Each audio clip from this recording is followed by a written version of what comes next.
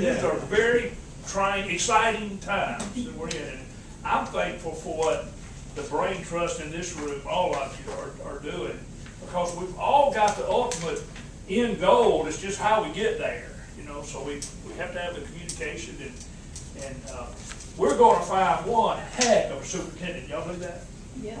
I do. I am optimistic. I feel very good about some of the chances and choices, and I don't even know who they are. You don't. We're talking finances, I'm glad you're here. Well, it seems to me that if the superintendent would have to be given some type of timeline. In other words, hey, you're coming in, we know we got to get our financial house in order, but essentially you're going to be working. We ourselves, I have to be extremely cautious about misinformation. Yeah, And unfortunately, it does get disseminated, but it's rare that you find a responsible party for that kind of thing. So I think the most critical thing of all for us as a committee working with the city here, and that's our charge to advise the city council or the mayor, is to make sure we have really good data, facts, information before we go forward. And that's I want to say that the collaboration and work, particularly since you represent most of this area, although some of it does a fair spill over to our colleague to the north, Yeah. Which is a concern at times. But I want to see us, particularly working with you, to be very honest and straightforward, because there's not an agenda here to create a new school system. We're not focused on that. We're focused on how might we generate the best educational opportunities. It's our hope, and that's our charge. And Let me ask this. what I want to say is that I appreciate your enthusiasm and your optimism, but we got to have some real credibility, not just accountability. It's really credibility that we got to have.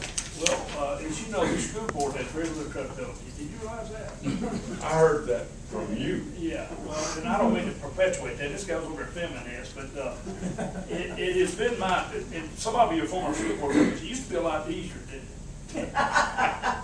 We're in a hole. We're in a deep, serious hole. There's no question in my mind about that. We are. I'm optimistic in that hole. I can't help it. That's my nature. I don't have all the answers. And I know the next leader is going to be that is such a critical decision as to who it's going to be. Hey, I appreciate folks looking at all alternatives and options, and you know, that's what we've got to do.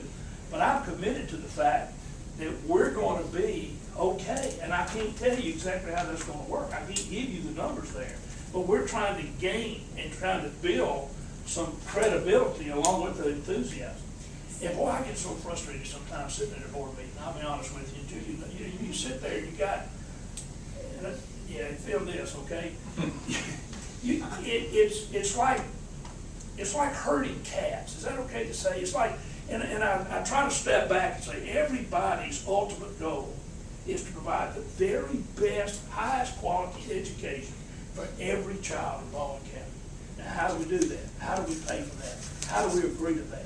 And it's difficult. It's very difficult. And now, charter schools, is that a good thing? Is that a terrible thing? I mean, is that what? It's something we're having to deal with. There's so many pieces to this that I'm glad they're bright, brilliant minds like the EAC that's figuring some of these things out. And I want to. My question was, can you trust John Wilson? Do you trust John Wilson? Absolutely. Okay, good. Absolutely. I trust John Wilson. I trust his numbers. And I'm telling you, John Wilson has nothing to hide.